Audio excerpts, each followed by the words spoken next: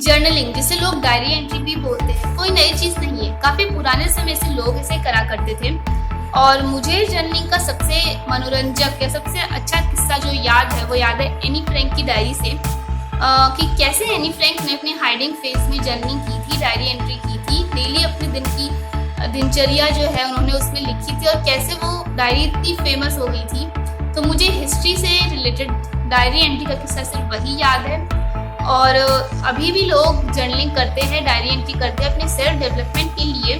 सो journaling के बारे में इतना कुछ सुनने के बाद कि ये तुम्हारी प्रोडक्टिविटी इंप्रूव करेगी, कंसिस्टेंसी इंप्रूव करेगी, और तुम्हें स्ट्रेस रिलीज करने में काफ़ी हेल्प करेगी, और ये ओवर थिंकर्स के लिए या फिर जो इंट्रोवर्ट है उन सब के लिए बहुत ही एक अच्छी चीज़ है। ऐसा नहीं है कि एक्सट्रोवर्ट या फिर जो ओवर थिंकर नहीं है वो नहीं कर सकते, उनके लिए भी बहुत अच्छी चीज़ है ये।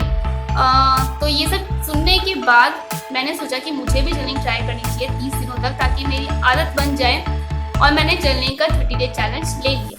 तो देखते हैं कि मैंने उस चैलेंज में क्या किया और क्या कुछ सीखा कि जर्नलिंग कैसी है। क्योंकि जब तक हम कोई चीज़ खुद एक्सपीरियंस नहीं करते तो हमें पता ही नहीं चलता कि वो कैसी है। तो मैं आपको अपने 30 डे चैलेंज पे ले चलती हूँ और दिखाती हूँ कि मैंने क्या किया, और फिर हम डिस्कस करेंगे जर्नलिंग के बारे में आगे। तो चलते हैं, ले लिया अब तो चैलेंज।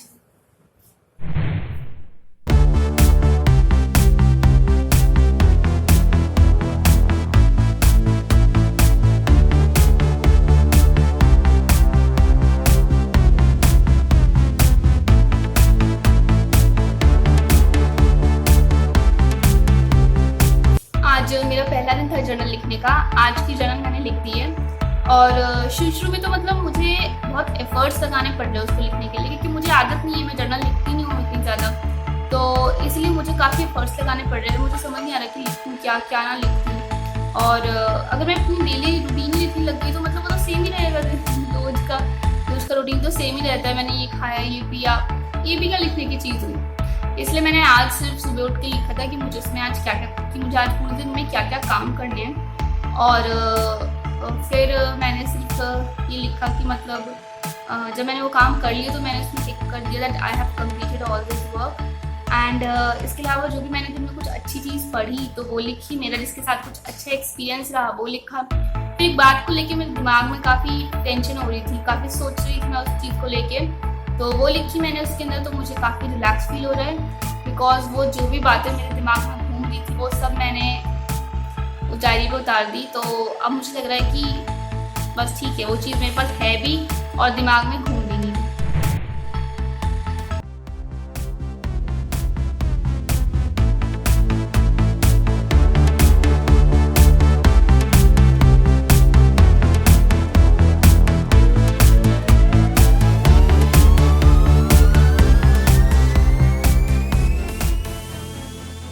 आज मुझे 15th डे है जर्नलिंग करते करते, और अब मेरे को ये आदत सी बन गई है डेली की जर्नल लिखनी है and all that thing. But शुरू में मुझे बहुत डिफिकल्टी हुई, 3rd और 4th, मतलब कि शुरू के दिनों में मेरा मन ही नहीं करता था, मुझे लगता था क्या लिखूं। मगर अब मैं यहाँ तक आ गई हूँ 15 डे तक, और अब मुझे अच्छा लगता है, और लगता है कि जर्नलिंग से मेरी प्रोडक्टिविटी इम्प्रूव हो रही है, बिकॉज हो रही है। आप लोगों से एक बात शेयर करनी थी कि मैंने जर्नलिंग ना बचपन में भी की हुई है, 10th 11th में। जैसे कि जब मैं स्कूल से आती थी, जब प्रिंसिपल ने सपोज कुछ अच्छा लेक्चर दिया हो या टीचर ने कुछ अच्छी बात कही हो, बहुत मोटिवेट करा हो, तो मुझे ऐसा लगता था कि यार ये तो बहुत अच्छी बात है, मैं लिख लेती हूँ। तो फिर मैं उनको लिख लिया करती थी एक जगह पेज पे। तो फिर पर उस टाइम मुझे ये नहीं पता था कि मैं जर्नलिंग कर रही हूँ, डायरी एंट्री, ऐसा कुछ नहीं होता था। उस टाइम मैं वो देखा देखी शुरू करती थी, जैसे कि मूवीज़ में कुछ नहीं होता, जैसे मेन एक्टर स्कूल से कॉलेज से आके दिखाते हैं कि अपनी डायरी लिखते हैं। तो वो देखा देखी मैंने 1-2 बार शुरू करी, मगर वो ज़्यादा दिन तक चल नहीं पाती थी, क्योंकि ऑब्वियसली वो देखा देखी एक्टिविटीज से चल नहीं पाती थी। मगर अब जब मुझे पता है कि जर्नलिंग के इतने बेनिफिट्स होते हैं, ऐसे तुम्हारी प्रोडक्टिविटी इंप्रूव होती है, स्ट्रेस कम होता है, और इतना कुछ सुना है मैंने, तो मैंने सोचा यार मुझे इसको 30 दिन देने चाहिए, ट्राई करना चाहिए। बहुत अच्छी हैबिट है ये, और इसे डेवलप करने की कोशिश करनी चाहिए। और आज मैं 15th डे पे हूँ और खुश हूँ कि मैं 15 दिन तक आ पाई, और मुझे बहुत मज़ा आता है लिखने में। सबसे इम्पोर्टेंट चीज़ तो इससे मेरी प्रोडक्टिविटी तो इम्प्रूव हुई है। अभी और 15 दिन बाकी है, देखते हैं क्या होता है।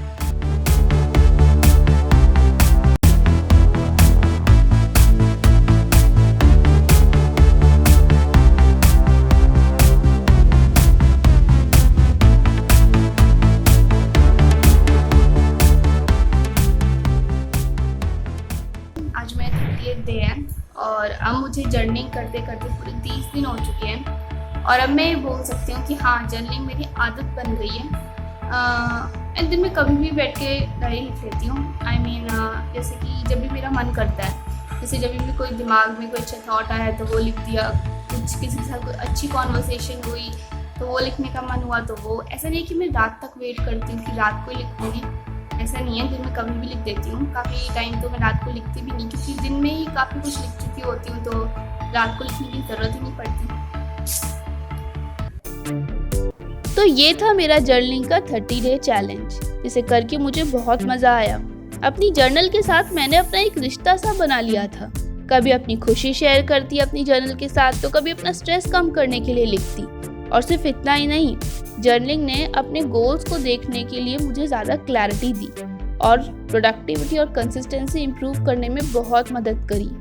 तो हाँ, मुझे जर्नलिंग बहुत पसंद आई। I love my journal. बाकी मैंने जर्नलिंग से क्या सीखा, उसके फ़ायदों के बारे में, आप कैसे जर्नलिंग कर सकते हैं, विस्तार में बात करेंगे अगली वीडियो में। Till then stay safe, stay happy, bye bye.